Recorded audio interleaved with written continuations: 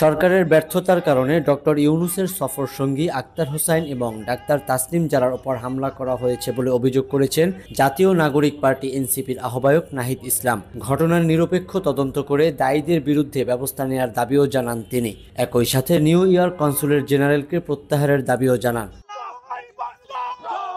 যুক্তরাষ্ট্রের স্থানীয় সময় সোমবার নিউ ইয়র্কের কেনেডি বিমানবন্দর থেকে বের হওয়ার সময় সেখানে অবস্থানরত আওয়ামী লীগ নেতাকর্মীর হামলার শিকার হন জাতীয় নাগরিক পার্টি এনসিপির সদস্য সচিব আক্তার হোসাইন। হেনস্থা করা হয় এনসিপি নেতার ডাক্তার তাসনিম জারাকেও। আমরা সেই প্রজন্ম যারা হাসিনার গুলির সামনে দাঁড়াতে আমরা ভয় পাই নাই।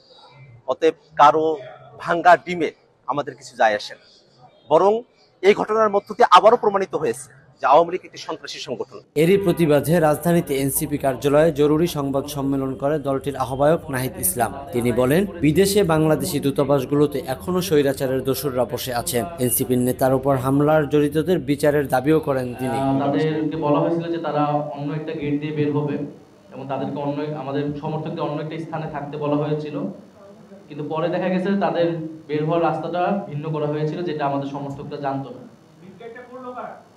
এটা যারা প্রোটোকলে জড়িত ছিল, যারা নিরাপত্তা জড়িত ছিল, তারাই করেছে। এই জন্য আমরা বলেছি যে এই ঘটনার তদন্ত করে যারা নিরাপত্তা দানে ব্যর্থ হয়েছে তাদেরকে শাস্তির আওতায় আনা এবং কনসুলেট জেনারেলকে অবিলম্বে পদত্যাগ করা, কারণ এটা সম্পূর্ণ তার ব্যর্থতার পরিচয়। সরকারের ভিতর থেকেই এই মদতগুলো দেওয়া হচ্ছে।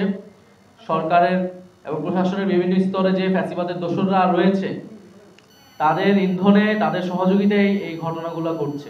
আওয়ামী লীগকে রাজনীতিতে পুনর্বাসন থেকে বিএনপিকে সরে আসার আহ্বান জানান নাহিদ ইসলাম। এনসিপির এই শীর্ষ নেতা আরও বলেন, যারাই আওয়ামী লীগের রাজনীতিতে পুনর্বাসনের চেষ্টা করবে তাদেরকেই মোকাবেলা করা হবে। মির্জা ফখরুল ইসলাম আলমগীরের বক্তব্যের প্রেক্ষিতে আমি এই মুহূর্তে কোনো প্রতিক্রিয়া দিতে চাই না।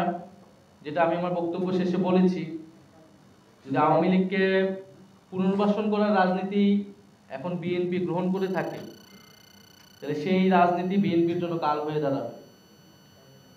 ফলে আমরা বলবো যে বিএনপিকে আমরা গণ অভ্যুত্থানের অংশীদার মনে করি, আমাদের ফ্যাসিবাদ বিরোধী লড়াইয়ের অংশীদার মনে করি।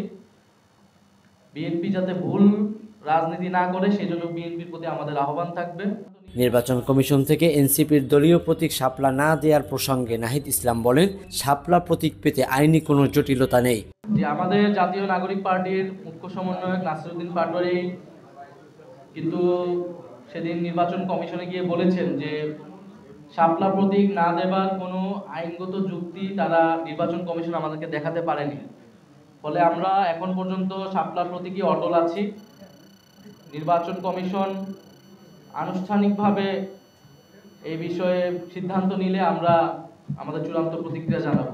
গণ অধিকার পরিষদের সাথে এনসিপির একীভূত হওয়া প্রসঙ্গে নাহিদ ইসলাম জানান, এটি নিয়ে কাজ চলছে। কোনো সিদ্ধান্ত হলে গণমাধ্যমে জানানোর কথাও বলেন জুলাই আন্দোলনের এই সমন্বয়ক। গণ অধিকার পরিষদের সাথে যেটা সংযুক্তির বিষয়টা সেটা আমরা বলেছি, সেটা আলোচনার পর্যায়ে রয়েছে।